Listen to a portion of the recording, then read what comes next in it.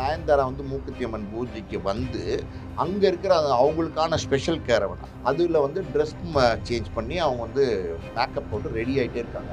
இப்போ டைம் ஆயிடுச்சு, மற்ற ஆர்டிஸ்ட்லாம் வந்துட்டாங்க. யார் யார் அப்படின்னா குஷ்பு, டிடி, மீனா, ரெஜினா எல்லாருமே வந்துட்டாங்க. நயன்தாரா வரல. லேட்டாக வந்தாலும் லேடி சூப்பர் ஸ்டார்னு ஒத்துப்பாங்க. அப்படி லேட்டாக குஷ்பு சும்மா இல்லாமல் ஒரு ரெஜினாட்ட அவங்க செல்ஃபோனை கொடுத்து ஒரு செல்ஃபி எடுன்னு சொல்லிட்டாங்க. அவங்க பாவம் சின்ன இப்போ தான் லேட்டஸ்ட்டாக வந்த ஒரு ஆர்டிஸ்ட்டு. அவங்க ஏதோ ஆசையோட ஒரு செல்ஃபி எடுத்துட்டாங்க. அந்த செல்ஃபியில் வந்து நடுவில் நிற்கிறாங்க நயன்தாரா. அதாவது வந்து அவங்க என்ன நினைக்கிறாங்கன்னா, நம்மளோட ஒரு செல்ஃபி எடுக்கணும்னா நம்மளை மட்டும் வச்சு எடுக்கணும்னு நினைக்கிறாங்க. நயன்தாரா அந்த ரெஜினா எடுத்துருந்தா சந்தோஷப்பட்டுருப்பாங்களோ என்னமோ தெரியல. ஃபோக்கஸ் மட்டும் அவங்க ஆமாம், ஃபோக்கஸ் அவங்க மேலே இருக்கணும் அப்படின்னு நினைக்கிறாங்க. அது வந்து 4-5 பேரோட நிற்கும்போது செல்ஃபி எடுக்கும்போது அவங்க அதை வந்து விரும்பலை. நயன்தாரா விரும்பலை. இப்படி எடுத்ததை வந்து மீனா கிட்டேலாம் அவங்க சுத்தமாகவே பேசலை. மீனா வந்து நயன்தாரா பக்கத்தில் நின்றுக்கிட்டு சிரிச்சுக்கிட்டே இருக்காங்க. நமக்கு ஸ்பெஷலாக அந்த மேலே ஏற்றி ஒரு இம்பார்ட்டன்ஸ் கொடுப்பாங்கன்னு நினச்சோம். நம்ம அந்த மாதிரி இம்பார்ட்டன்ஸ் இல்லையே. நம்மளை வந்து கூட்டத்தோட கூட்டமாக வந்து நம்ம நிற்க வச்சுட்டாங்களே, நார்மல் பீப்புள் இல்லையே, நம்மளை வந்து எல்லாரோடையும் ஒன்றா ட்ரீட் பண்ண வச்சுட்டாங்களே அப்படிங்கிற மாதிரி ஒரு எண்ணம் அவங்களுக்கு இருந்திருக்குமா அப்படின்னு தெரியல. இதெல்லாம் மீறி இன்னொரு விஷயம் சொல்கிறேன் கேளுங்க. வந்து இன்டர்வியூ பண்ணுறதுக்கு டிடி வந்து உட்காடுறாங்க சேர்ல. நயன்தாரா கொஞ்சம் நேரம் கழிச்சு அவங்க கெஸ்ட்டாக உள்ள வராங்க. டிடி கட்டியிருக்க சேலையும் நயன்தாரா கட்டியிருக்க சேலையும் கிட்டத்தட்ட அதே கோல்டன் கலர் மாதிரி இருக்குது. ஒரே சாயல் உள்ள ஒரே பேட்டர்ன் உள்ள சேலை. புரியுது அவங்களுக்கு. இப்போ நயன்தாரா வந்து உட்காந்தோன்னா டிடி வந்து ஆல்மோஸ்ட் நம்ம 2 பேரும் ஒரே சேலை கட்டியிருக்கிற மாதிரி இருக்கே அப்படின்னு கேட்டாங்க. நான் கேட்டுட்டு ஆமாம் அப்படின்னு டிடி வந்து சந்தோஷமாக சிரித்து ஆமாம் அப்படின்னு சொல்லியிருக்காங்க. இது எதிர்பார்க்கவே இல்லை, ஒன்றா இருக்கு பாருங்க அப்படின்னு சொல்லியிருக்காங்க. அதுக்கு வந்து நயன்தாரா சொல்லியிருக்காங்க, வேறு சேலை இருக்கா, மாற்றிட்டு வர முடியுமா அப்படின்னு கேட்டுருக்காங்க.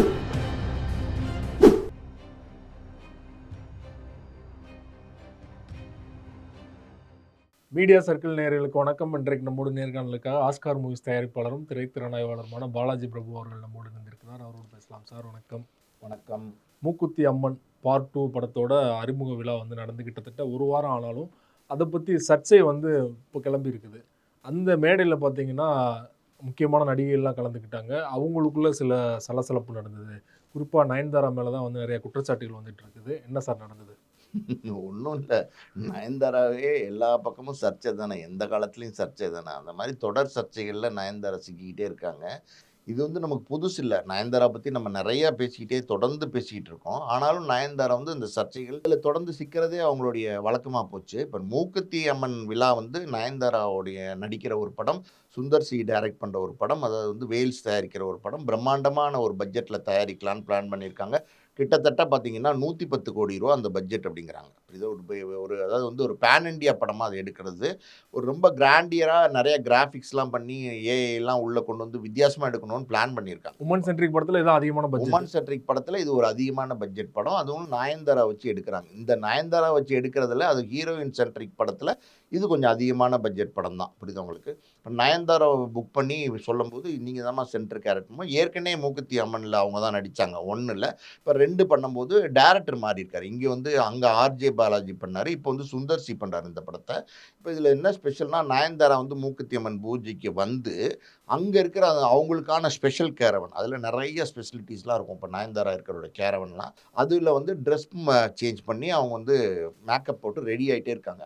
இப்போ டைம் ஆயிடுச்சு, மற்ற ஆர்டிஸ்ட்லாம் வந்துட்டாங்க. யார் யார் அப்படின்னா குஷ்பு, டிடி, மீனா, ரெஜினா எல்லாருமே வந்துட்டாங்க. சுந்தர்சி வந்துட்டார், கேஎஸ் ரவிக்குமார் வந்துட்டார், வேல்ஸ் அவர் ஐஸ்வரி கணேசன் வந்துட்டார், எல்லாருமே வந்துட்டாங்க.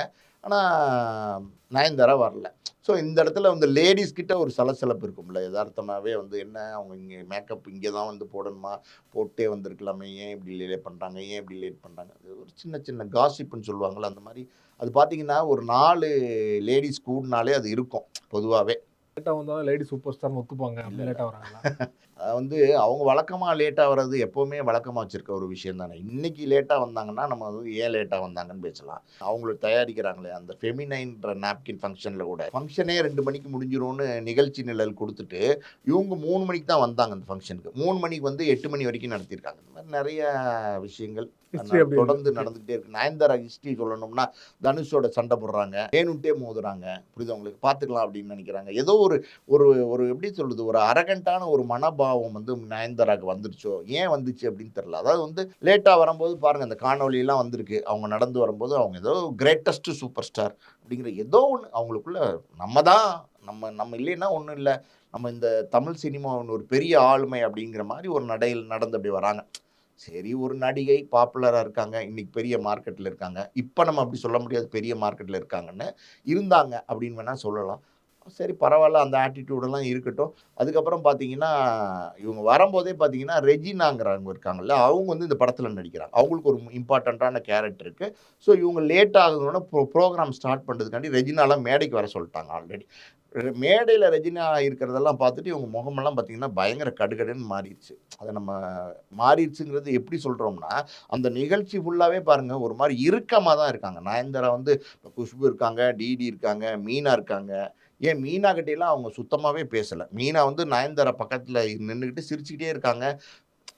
மீனாவோட கேரக்டர்லாம் பார்த்தீங்கன்னா, எப்பவுமே இந்த மாரி சர்ச்சையிலலாம் மீனா எதுலயுமே சிக்கினதில்ல. ரொம்ப ஒரு சாஃப்ட்டான நேச்சரு. மீனாவ பொறுத்தவரைக்கும் ரசிகர் மனசுல வந்து ஒரு நல்ல நடிகை மீனா அப்படிங்கிற ஒரு அபிப்பிராயம் இருக்கு. ஏன் மீனா வந்து ரஜினியோட நடிக்கலையா? கமலோட நடிக்கலையா? விஜய், அஜித்தோட நடிக்கலையா? கார்த்திக் பிரபுவோட நடிக்கலையா? யாரோட நடிக்கல? சரத்குமார்லேருந்து விஜயகாந்த்லேருந்து எல்லா சூப்பர் ஸ்டார்ஸோடையும் மீனாவும் நடிச்சிருக்காங்க. பெரிய நடிகையா நடிச்சிருக்காங்க.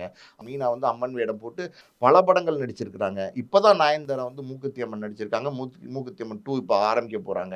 இவங்கலாம் வந்து ஏற்கனவே ஃபீல்ட்ல இருந்தவங்க. ஏன் குஷ்பு நடிக்கலையா? ஒரு காலத்தில வந்து குஷ்புக்கு இல்லாத உயரமா, உச்சமா? குஷ்புக்கு கோயில் கட்டுனாங்கலாம் சொன்னாங்க. இப்படிப்பட்ட நடிகைலாம் சினிமால இருந்திருக்காங்க.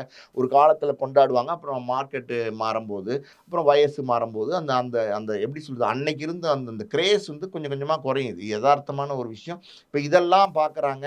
அவங்களுக்கு வந்து ஒரு இறுக்கமான ஒரு சூழ்நிலை. என்ன இறுக்கமான சூழ்நிலைன்னா, மேடையில இந்த இதில முக்கியமான இன்னொரு விஷயம் என்னன்னா, குஷ்பு சும்மா இல்லாம ஒரு ரெஜினாட்ட அவங்க செல்ஃபோன குடுத்து ஒரு செல்ஃபி எடுன்னு சொல்ட்டாங்க. அவங்க பாவம் சின்ன இப்ப தான் லேட்டஸ்ட்டா வந்த ஒரு ஆர்டிஸ்ட். அவங்க ஏதோ ஆசையோட ஒரு செல்ஃபி எடுத்துட்டாங்க. அந்த செல்ஃபில வந்து நடுவுல நிக்கிறாங்க நயன்தாரா. அதாவது வந்து அவங்க என்ன நெனைக்கிறாங்கன்னா, நம்மளோட ஒரு செல்ஃபி எடுக்கணும்னா, நம்மள மட்டும் வச்சு எடுக்கணும்னு நெனைக்கிறாங்க. நயன்தாரா அந்த ரெஜினா எடுத்திருந்தா சந்தோஷப்பட்டுருப்பாங்களோ என்னமோ தெரியல. ஃபோக்கஸ் மட்டும் அவங்க மேல தான் ஆமா. இருக்கணும். ஃபோக்கஸ் அவங்க மேல இருக்கணும் அப்படின்னு நெனைக்கிறாங்க. அது வந்து 4, 5 பேரோட நிக்கும்போது செல்ஃபி எடுக்கும்போது அவங்க அத வந்து விரும்பல. நயன்தாரா விரும்பல. இப்படி எடுத்தத வந்து ஒரு சின்ன பேச்சு பொருளா அந்த இடத்துல மாத்துனாங்க அப்படிங்கிறது உண்ம. அப்படி வந்து நயன்தாராவோட குரூப்ன்னு ஒண்ணு இருப்பாங்கல்ல, அதான் அவங்களோட மேனேஜர், டச்சப், கிச்சப் அவங்கள அவங்களுக்குள்ள டிஸ்கஷன் நடந்திருக்கு. என்ன மேடம் வந்து நிக்கிறாங்க, எல்லாரும் செல்ஃபி எடுக்குறாங்க அப்படிங்கிற மாரி.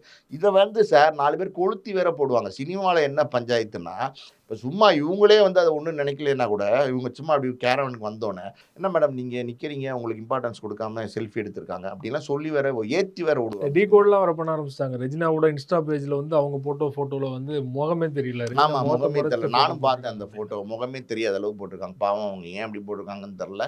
அது இல்லாம பார்த்தீங்கன்னா, அந்த மேடை இருக்கு பார்த்தீங்களா? அந்த மேடையில வந்து ஒரு விழா அப்படின்னும்போது, இது ஒரு ஆரம்ப விழா. ஒரு பூஜை. பூஜைன்னும்போது, அது வந்து குத்துவிளக்கு ஏத்துனா ஒரு 6 இது இருக்கும். மே அந்த இதுலருந்து 6யும் ஒரு ஆள் ஏத்த சொல்ல மாட்டாங்க. நீங்க எந்த விழா ஆமா. வேணா பாருங்க. ஒரு ஒரு அம்மாவ கூப்பிடுவாங்க. முதல்ல நயன்தாரா கூப்பிடுறாங்கன்னா, அடுத்து மீனாவ கூப்பிடுவாங்க. அடுத்து குஷ்புவ கூப்பிடுவாங்க. இன்னொரு டிடிய கூப்பிடுவாங்க. பெண்கள் பொதுவா குத்துவிளக்கு ஏத்துவாங்க. பெண்கள் அதுக்கு மேல கம்மி ஆயிட்டாங்கன்னா, ஒரு 2 ஆண்கள கூப்பிட்டு நீங்களும் ஏத்துங்க சார்ன்னு சொல்லுவாங்க. இது வழக்கம். அதுவும் இல்லாம வந்த மேடையில வந்தவங்கள கௌரவிக்கிறதுக்காண்டி ஒரு பொன்னாடை மாரியான விஷயங்களோ, ஒரு ஷீல்டு மாரியான விஷயங்களோ, ஏதோ ஒண்ணு குடுக்குறது ஒரு அடையாளம். அந்த அப்படி நிகழ்ச்சிக்கு வந்தாங்கங்கிறதுக்கு ஒரு அடையாளமா ஏதோ ஒண்ணு செய்வாங்க. இதெல்லாம் வந்து நயன்தாரா விரும்பல. அதாவது என்ன நம்மளுக்கும் பொன்னாடை குத்துறாங்க, எல்லாருக்கும் பொன்னாடை குத்துறாங்க. நமக்கு ஸ்பெஷலா அந்த மேடையில ஏத்தி ஒரு இம்பார்ட்டன்ஸ் குடுப்பாங்கன்னு நெனச்சோம். நம்ம அந்த மாரி இம்பார்ட்டன்ஸ் இல்லையே! நம்மள வந்து கூட்டத்தோட கூட்டமா வந்து நம்ம நிக்க வச்சுட்டாங்களே! இந்த விழாவே அவங்க விழாக்கள் நம்ம அவங்க நார்மல் பீப்பிள் இல்லையே. இல்ல நம்ம இன்னும் இவங்களோட ட்ரீட் பண்றாங்கன்ட்டு. நார்மல் பீப்பிள் இல்லையே! நம்மள வந்து எல்லாரோடையும் ஒண்ணா ட்ரீட் பண்ண வச்சுட்டாங்களே! அப்படிங்கிற மாரி ஒரு எண்ணம் அவங்களுக்கு இருந்திருக்குமா அப்படின்னு தெரியல. இதெல்லாம் மீறி இன்னொரு விஷயம் சொல்றேன் கேளுங்க. இதெல்லாம் வந்து சகஜமா விழாக்கள்ல கலந்துகிட்டு இருந்தாங்கன்னா அவங்களுக்கு தெரியும். இந்த மாரி வந்து ஒரு சம்பிரதாயமான சில விஷயங்கள் இருக்கு அப்படிங்கிறத வந்து அவங்க தெரிஞ்சிருப்பாங்க. அதனால அவங்க பெருசா எடுத்திருக்க மாட்டாங்க. அவங்க தான் எந்த விழாக்களும் போறது இல்லையே. ஏதோ ஒரு ரிலீஸ்க்கு அவங்களோட படத்துக்கு போறாங்க. 1, 2க்கு. மத்தபடி இந்த பூஜையெல்லாம் அவங்க இதுவரைக்கும் அட்டெண்ட் பண்ணதாவே தெரியல. இப்ப முதல் தடவையா எப்படி இறங்கி வந்தாங்கன்னு தெரியல. ஒருவேளை தன்னுடைய மார்க்கெட் அதனால தான் வந்து அதிகமா எதிர்பார்த்திருக்காங்களோ. நம்ம எந்த விழாக்குமே போறதில்ல. இந்த ஆமா. பட பூஜைக்கு வந்தா நமக்கு முக்கியத்துவம் குடுக்காம எல்லாருக்கும் முக்கியத்துவம் குடுக்கல குடுக்குறாங்க. அப்படின்ற எண்ணங்கள் அவங்களுக்கு சார் அவங்களுக்கு வந்து இப்போ வந்து ஏதோ ஒரு எண்ணம் இருக்கு சார். அதாவது வந்து அந்த எண்ணம் கொண்டு மத்தவங்களோட வந்து நம்ம அதிகமா இருக்கோம் அப்படி. நம்மள நேரடியா வானத்திலருந்து கடவுள் அனுப்பிச்சு வச்சிருக்காரு. இந்த மாரி ஏதோ ஒரு எண்ணங்கள்லாம் அவங்களுக்கு இருக்குது அப்படின்னு தான் நாம எடுத்துக்கணும். ஏன்னா, அவங்களுடைய தொடர் நடவடிக்கை, அதாவது இந்த மேடை மட்டும் தான் சர்ச்சையா பேசப்பட்டதுன்னா, அந்த மேடை மட்டும் சர்ச்சையா பேசல. தொடர்ந்து பார்த்தீங்கன்னா, பல சர்ச்சைகள்ல ஏன் நயன்தாராவும் சரி, இவரோட விக்னேஷ் சிவனும் அவரும் பல சர்ச்சைகள பண்ணிக்கிட்டு இருக்காரு. 2 பேரும் இப்படி பண்ணிட்டே இருக்காங்க. இந்த ஆடியன்ஸ் எல்லாம் பார்த்துட்டே இருக்காங்க இல்லையா? அவங்களுக்கு வந்து இந்த எப்படி சொல்றது? அவங்களுடைய மனசுல ஒரு ஹீரோயின் மேல வந்து ஒரு இமேஜ் ஒண்ணு இருக்கும். நயன்தாரான்னா இந்த இமேஜ் இருக்கும்.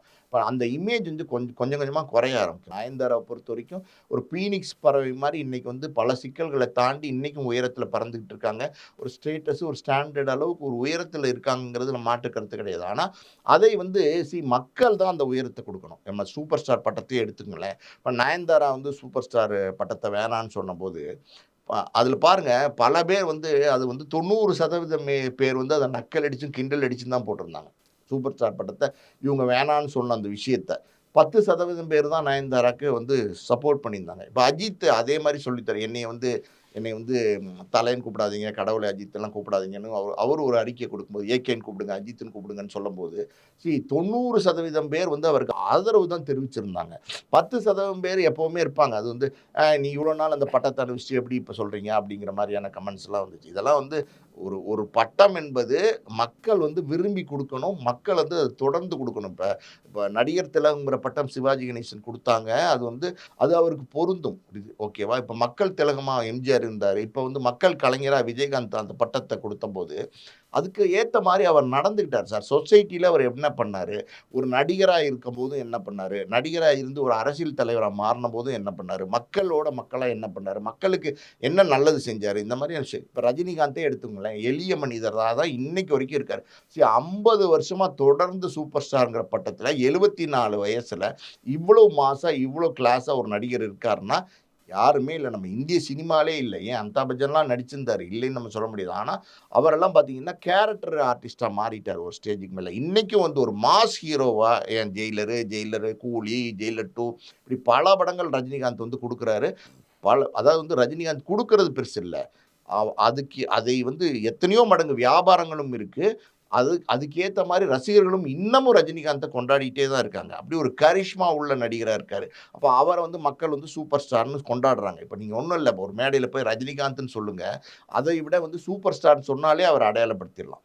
சார் நம்ம சூப்பர் ஸ்டார் வந்திருக்காரு. நம்ம சூப்பர் ஸ்டார் அப்படின்னு அடையாளப்படுத்தி பேசினாலே யாருன்னு எல்லாருக்கும் தெரியும். இதெல்லாம் வந்து இந்த பட்டங்கள் இருக்கு பார்த்தீங்களா சார்? இதெல்லாம் வந்து மக்கள் வந்து விரும்பி குடுக்கணும். அத வந்து நம்மளா வந்து இந்த பட்டத்த வச்சுக்கிறதுல இது வந்து இவங்களா இன்சிஸ்ட் பண்றாங்க. ஆமா. பல இடங்கள்ல நம்ம பேசிட்டோமே. ஆனா இவங்க பேட்டியில என்ன சொல்றாங்கன்னா, நான் ஒரு பெண் அப்படிங்கிறதுனாலயா, இல்லன்னா வந்து என்ன ஏன் வந்து ஏத்துக்க மாட்றாங்க? சுயன் சூப்பர் அதெல்லாம் ஸ்டார் சார் இங்க அப்படிலாம் பாருங்க சொல்றாங்களே. பெண்ணெல்லாம் ஏத்துக்காமலாம் கிடையாது சார். இப்ப வந்து அதெல்லாம் வந்து நம்ம அப்படிலாம் சொல்ல முடியாது. சொசைட்டில நீங்க ஒரு நல்ல ஒரு உயரத்துக்கு வந்தீங்கன்னா, நல்ல ஒரு அடையாளத்த கண்டீங்கன்னா, எல்லா பெண்ணா இருந்தாலும், ஆணா இருந்தாலும் சரி அந்த மரியாதைகள் குடுக்கத்தான் படுது. பல உதாரணங்கள் நம்ம சொல்லிட்டு போலாம். ஏன் விஜயசாந்தி இல்லையா? விஜயசாந்தியும் ஒரு பெண் தான். விஜயசாந்திக்கு தான் இந்த லேடி சூப்பர் ஸ்டார்ங்கிற பட்டமே குடுக்கப்பட்டது முதல்ல. அதுக்கப்புறம் இப்ப தான் வந்து நயன்தாராக்கு அந்த பட்டம் இருக்கு. இந்த மாரி பல அனுஷ்காவ அவங்களே லேடி சூப்பர் ஸ்டார்ன்னு தான் கொண்டாடுறாங்க. அதனால பெண், ஆணெல்லாம் வித்தியாசம் கிடையாது சார். நீங்க உங்களுக்கு மக்களுக்கு புடிக்கிற மாரி நீங்க நடந்துக்கிட்டீங்கன்னா, அவங்க ஆட்டோமேட்டிக்கா உங்கள ஒரு உயரத்தில கொண்டு போய் வச்சு கொண்டாடுவாங்க. அது இல்ல அப்டின்னும்போது ஆட்டோமேட்டிக்காவே வந்து இந்த மாரியான ட்ரால் பண்றது, இந்த மாரியான விஷயங்கள கிரிட்டிசைஸ் பண்ணி பேசுறது, மேடை போட்டு பேசுறது இதெல்லாம் நடக்கத்தான் செய்யும். அத தவிர்க்கணும்னா அவங்க தான் அத கரெக்ட் பண்ணிக்கணும். ஆரம்ப காலகட்டத்தில இந்த மாரி சர்ச்சை வரல நீங்களே சொல்லியிருந்தீங்க இல்லையா? ஆனா சமீப காலமா அந்த சர்ச்சை அதிகமாவறதுக்கு என்ன காரணம்னு நினைக்கிறீங்க? நயன்தாராவ சுத்தி. சார் ஏதோ ஒண்ணு சார். நம்ம ஏற்கனவே பேசின விஷயம் தான். ஏதோ ஒண்ணு அவங்களுக்குள்ள ஒரு பாதிப்பு இருக்கு. அது என்ன அப்டின்னா, சில தோல்விகள் வந்து அவங்கள வந்து இந்த அளவுக்கு இறுக்கமா கொண்டு போயிருச்சா? இல்ல வந்து சில பேர் காயப்படுத்தினது அவங்களுக்கு இறுக்கமா கொண்டு போயிருச்சா? என்ன நடந்துச்சு? ஏது நடந்துச்சுன்னு நம்ம அவங்களுடைய மனசுக்குள்ள என்ன இருக்கு அப்டின்ற ஒரு விஷயம் இருக்கு பாத்தியா? அத வந்து நம்ம வந்து வெளியில எடுத்து கொண்டு வர முடியாது. அவங்களுக்கு மட்டும் தான் அது தெரியும். ஆனா ஏதோ ஒரு தன்னை சுத்தி ஒரு வேலிய அவங்க வந்து போட ஆரம்பிச்சுட்டாங்க கொஞ்ச நாளாவே. ஏதோ ஒண்ணு இருக்கு. அது என்ன அப்டின்னா, என்ன காரணம் அப்டிங்கிறது நம்ம சரியா சொல்ல முடியாட்டாலும், இது ஒரு மாரியான மனநிலை. அது எப்டின்னா, ஒரு ஒரு ஸ்டேஜுக்கு மேல தன் எதிர்பார்க்காத ஒரு வளர்ச்சி, தன் எதிர்பார்க்காத ஒரு புகழ், தன் எதிர்பார்க்காத ஒரு பணம் இதெல்லாம் கிடைக்கும்போது, இது வந்து ஆட்டோமேட்டிக்காவே ஒரு சிலருக்கு இது வரும். புரியுதா உங்களுக்கு? அது வராம இருந்தா அது ரொம்ப ஆச்சரியம். யார் மேல நம்பிக்கை வராது அந்த மாரியா? இல்ல. எது வேணாலும் காரணமா இருக்கலாம். யார் மேல நம்பிக்கை வராது காரணமா இருக்கலாம். இல்லைன்னா வந்து நம்ம வந்து இவ்வளோ பெரிய உயரத்தில இருக்கோம். நம்ம ஏன் எல்லாரோடையும் சமமா பேசலாம்? இவன் ஏன் சமமா படுக்கலாங்கிற எண்ணங்கள் இருக்கலாம். இதெல்லாம் வந்து அப்படி சொல்லிக்கிட்டே போலாம். காரணம் சொல்லணும்னா அடுக்கிக்கிட்டே போலாம் சார். நம்ம அப்படியே ஆப்போசிட்ல பேசணும்னா, சூப்பர் ஸ்டார் ரஜினிகாந்த் தான் நம்ம சொல்லணும். மறுபடியும் சொல்லணும்னா அவர தான் சொல்லணும். ஏன் சொல்லணும்னா, எளிமையா தன்னுடைய வாழ்க்கை இன்னைக்கு வரைக்கும் சூப்பர் ஸ்டார்ங்கிற அந்த பட்டம் இருக்கு பார்த்தீங்களா? அவர் தலைக்கு ஏத்திக்கிட்ட மாரியே தெரியல. எந்த இடத்துல நீங்க பாருங்க, ரஜினிகாந்த் ஒரு திமிராவோ, ஆட்டிட்யூடாவோ நடந்துக்கிட்ட மாரி நம்ம எங்கேயுமே பார்க்க முடியாது. அவர் ஒரு எளிய மனிதரா தான் இன்னைக்கும் வாழ்ந்துட்டு இருக்கிறார். உடையிலிருந்து சரி, எல்லாத்துலயுமே சரி. இந்த இடத்துல இதே இடத்துல நம்ம இன்னொருத்தரையும் சொல்லலாம். எளிய மனிதரா தன்னை காட்டிக்கிற இளையராஜாவும் இதே மனநிலையில தான் ஒரு காலகட்டத்துல இருந்தாரு. எல்லாரும் வந்து இது வந்து நயன்தாராவோட நம்ம கம்பேர் பண்ணலாம். ஏன் அப்டின்னா, திட்டுவாங்க. இளையராஜாவ ஏன் நயன்தாராவோட கம்பேர் பண்றீங்கன்னு. ஆனா உண்மை அப்படி நடந்தது என்னன்னா, ஒரு காலகட்டத்தில எல்லா இயக்குனர்களும், எல்லா தயாரிப்பாளர்களும் இளையராஜாட்ட போய் சரணடையும்போது, "எனக்கும் பாட்டு குடுங்க, எனக்கும் பாட்டு குடுங்க, எனக்கு ஒரு பாட்டு போட்டு குடுங்க, எனக்கு படம் பண்ணுங்க" அப்படின்னு சொல்லி கேட்கும்போது, இளையராஜாக்கு அப்படி ஒரு மேலோங்கிய ஒரு எண்ணம் வந்தது. தன்னை வந்து கடவுளா நினைக்க ஆரம்பிச்சாரு இளையராஜா. அதனால தான் அந்த இளையராஜாவுடைய சரிவு ஆரம்பிச்சுச்சு. நீங்க பார்த்தீங்கன்னா, இளையராஜாவுக்கு ஆல்டர்னேட்டிவா ஒருத்தர் இல்லாதம்போது அவருடைய ஆளுமை அப்படியே இருந்துச்சு. அப்படியே கம்பீரமா மெயின்டெயின் பண்ணிட்டு இருந்தாரு. என்னைக்கு வந்து இளையராஜாக்கு ஈக்குவலான ஒரு ஏ.ஆர். ரஹ்மான் வந்தாரோ, வேற வடிவம். இளையராஜா வேற வடிவம், இவர் வேற வடிவம் இருந்தாலும் ஆடியன்ஸ் வந்து அட்ராக்ஷன் ஒண்ணு இருக்குல்ல. அது இளையராஜாக்கு என்ன அட்ராக்ஷன் இருந்துச்சோ, அது ஏ.ஆர். ரஹ்மான் வந்ததுக்கப்புறம் அந்த அட்ராக்ஷன் ஏ.ஆர். ரஹ்மான் மேல போச்சு. இப்ப ஏ.ஆர். ரஹ்மானுக்கு அப்புறம் அனிருத் மேல திரும்பியிருக்கு. இது காலத்துக்கும் அதாவது ஒரு காலம் வரும்போது மாறிக்கிட்டே தான் இருக்கும். ஒரு காலத்துல எம்.எஸ். விஸ்வநாதன் கோலோச்சலையா, ஒரு காலத்துல வந்து கண்ணதாசன் எழுதாத பாடல்களா, அதுக்கப்புறம் வைரமுத்து வரலையா, அந்த மாரி அதெல்லாம் வந்து ஒரு விஷயம். ஆனா அந்த நேரத்துல அந்த ஆட்டிட்யூட் இருக்கு பார்த்தீங்களா, அது வந்துருச்சுன்னா உங்கள வந்து இறக்கும். இப்போ வந்து பல விஷயங்கள்ல நம்ம வந்து இளையராஜாவ என்னதான் புகழ்ந்து பாடுனாலும், இளையராஜாவ பத்தி சில விமர்சனங்கள் இருந்துகிட்டே தான் இருக்கு. இருக்கா இல்லையா? அந்த மாரி தான் நயன்தாரா வந்து பெரிய உச்சத்துல இருக்கிற ஒரு பெரிய நடிகையா இருந்தாலும், அவங்கள பத்தின விமர்சனங்கள் வந்து இன்னைக்கும் தொடர்ந்து வந்துகிட்டே இருக்கு. அத வந்து அவங்க தவிர்க்கணும். இப்போ வந்து எல்லாமே பேன் இண்டியா படங்களா மாறிருச்சு. எல்லா படத்திலுமே எல்லாருமே மிக்ஸ் ஆயி நடிக்க ஆரம்பிச்சுட்டாங்க. மறுபடியும் நம்ம அதுக்கு ரஜினி தான் உதாரணம் சொல்லணும். ஜெயிலர் படம்லாம் பார்த்தீங்கன்னா, ரஜினிகாந்த் இருந்தாரு, மோகன்லால் இருந்தாரு, சிவராஜ்குமார் இருந்தாரு. இப்படி மல்டி ஸ்டார் படங்களா மாறிருச்சு. அது இல்லாம நெறைய இப்போ வந்து எல்லாமே பார்த்தீங்கன்னா, பேன் இண்டியா படம்னு வியாபாரங்கள் பெருசானதுக்கு அப்புறம் ஒரு நடிகரை வச்சு மட்டுமே படங்கள் இப்ப பண்ணி, அதுக்கேத்த வியாபாரத்த பண்ண முடியல. செலவுகள் வந்து ரொம்ப ஜாஸ்தியாயிருச்சு. அதனால எல்லாருமே எல்லாரோடையும் கிளப் பண்ண ஆரம்பிச்சுட்டாங்க. இப்போ நெறைய நார்த் இந்தியன் ஆர்டிஸ்ட் பெரிய பெரிய ஆர்டிஸ்ட்லாம் கொண்டு வந்து தமிழ்ல நடிக்க வைக்கிறாங்க. நெறைய படங்கள் உதாரணமா சொல்லிக்கிட்டே போலாம். அந்த மாரி ட்ரெண்ட் மாறி போச்சு.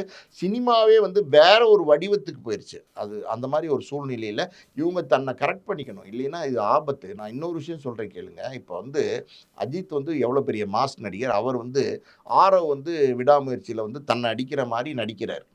அந்த நடிக்கும்போது ஆரவ் வந்து தயக்கம் காட்டினார். அது நடிக்கிறதுக்கு.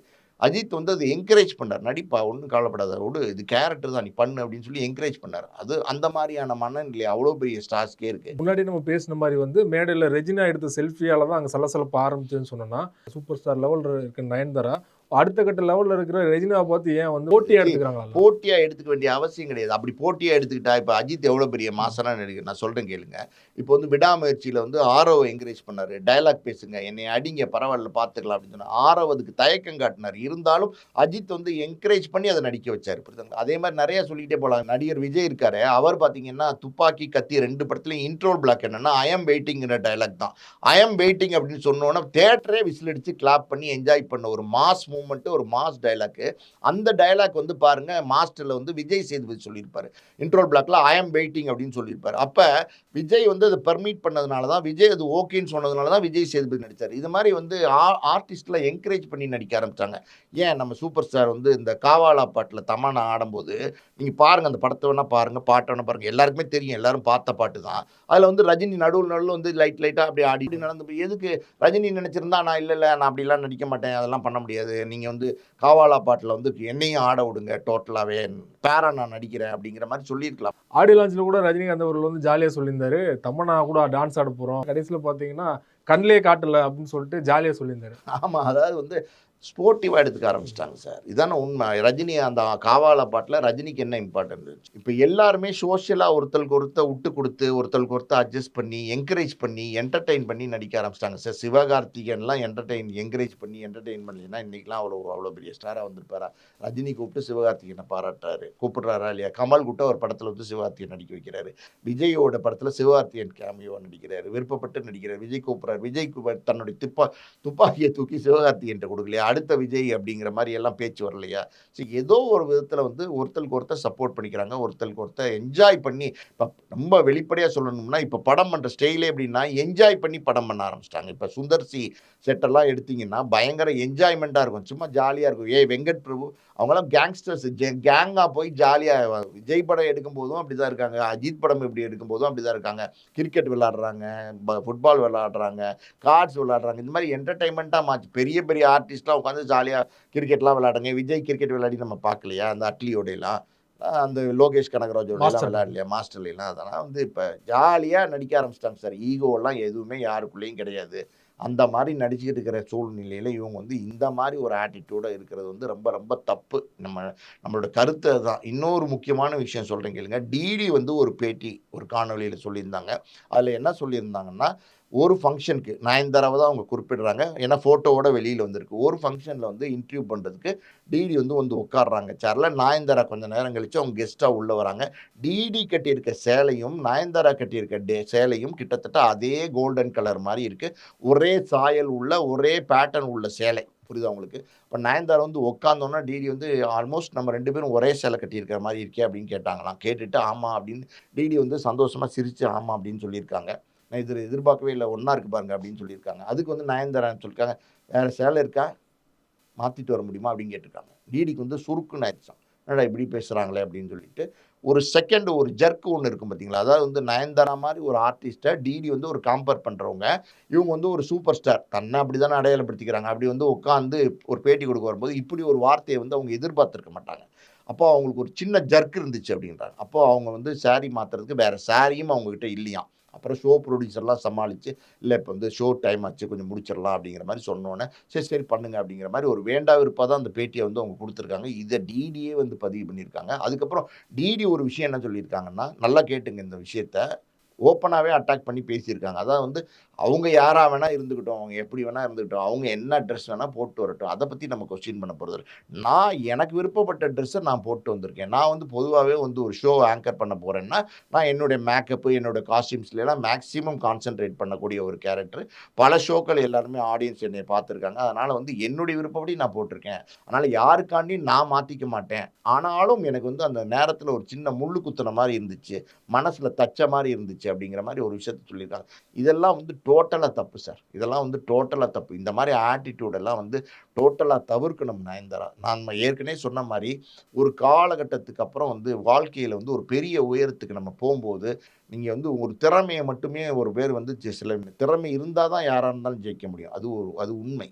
ஆனால் பார்த்தீங்கன்னா, திறமை இருந்தாலும் ஒரு பணிவு ஒன்று இருக்கணும். இவ்வளோ பெரிய உயரங்கள் வந்து உங்களை வந்து அடுத்தடுத்த ஸ்டேஜுக்கு கூட்டு போகும்போது அந்த பணி வந்து உங்ககிட்ட தன்னாலே வரணும். அப்படி பணி வந்தால் தான் அந்த திறமையும் பணிவும். சினிமா பொறுத்தவரைக்கும் என்ன சொல்லுவாங்கன்னா, திறமை 50% பணிவு 50% இருந்தால் பெரிய வெற்றி அடையலாம்னு சொல்லுவாங்க. நம்ம இதுக்கு ஒரு உதாரணம் சொல்லணும்னா, நம்ம இசையமைப்பாளர் தேவாவை சொல்லலாம். எத்தனையோ படங்கள் வெற்றி படம் கொடுத்தார். கமலுக்கு கொடுத்தாரு, ரஜினி கொடுத்தாரு, அஜித், விஜய் பல முன்னணி கதாநாயகரோட ஒர்க் பண்ணியிருக்காரு. பாட்டுகள் பிரமாதமான பாட்டுகள் கொடுத்துருக்காரு.